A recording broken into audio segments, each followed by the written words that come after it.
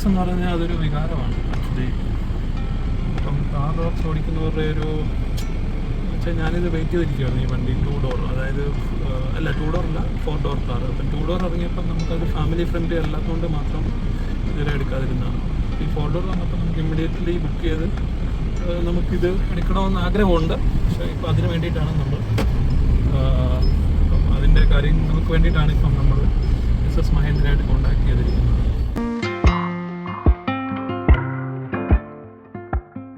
Mahendra Thar rocks test drive ചെയ്തു. അത് SS മഹേന്ദ്രയുടെ തിരുവനന്തപുരത്തുള്ള മിസ്റ്റർ സുരേഷ് വഴിയാണ് അത് കോൺടാക്ട് ചെയ്തത്. അപ്പോൾ അവർ എനിക്ക് താർ പെട്രോളും താർ ഡീസലും കൊണ്ട് തന്നു. അപ്പം നമ്മളിപ്പോൾ ടെസ്റ്റ് ചെയ്യുന്നത് വണ്ടി താർ ഡീസലാണ്.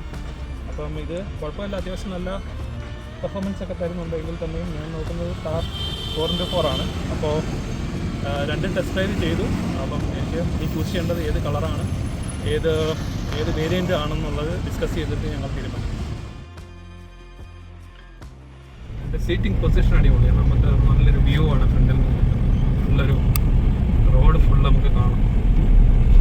റോഡ് പ്രസൻസും റോഡ് റെസ്പോൺസും നമുക്ക് അടിപൊളിയാണ്.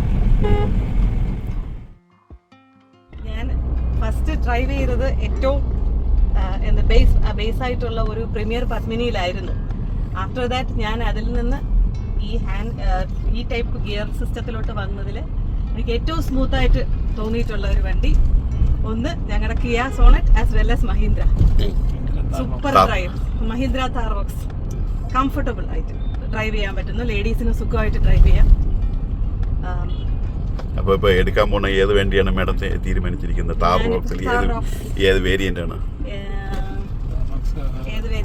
AX7 luxury 4x4 AX7 luxury automatic. Mahindra Thar rocks super driving ആയിട്ട് നല്ല വണ്ടിയാണ്. അത് ഞങ്ങൾക്ക് അത് തന്നെയാണ് എടുക്കാൻ ഉദ്ദേശിക്കുന്നത്. 4x4 diesel automatic. ലേഡീസിനെ സംബന്ധിച്ചിടത്തോളം നമുക്ക് തോന്നും ഇത് വളരെ വലിയൊരു വെഹിക്കിളാണെന്ന് തോന്നുമെങ്കിൽ പോലും വളരെ കംഫർട്ടബിളാണ്. വളരെ വിസിബിലിറ്റിയൊക്കെ നല്ല ക്ലിയർ ആണ്. നമുക്ക് റോഡിൻ്റെ ഫ്രണ്ടൊക്കെ നല്ല വ്യക്തമായിട്ട് കാണാൻ പറ്റുന്നുണ്ട്. പിന്നെ റോഡ് പ്രസൻസ് എല്ലാം സൂപ്പറാണ്. എനിക്ക് വേറെ ഒന്നും പറയാനില്ല.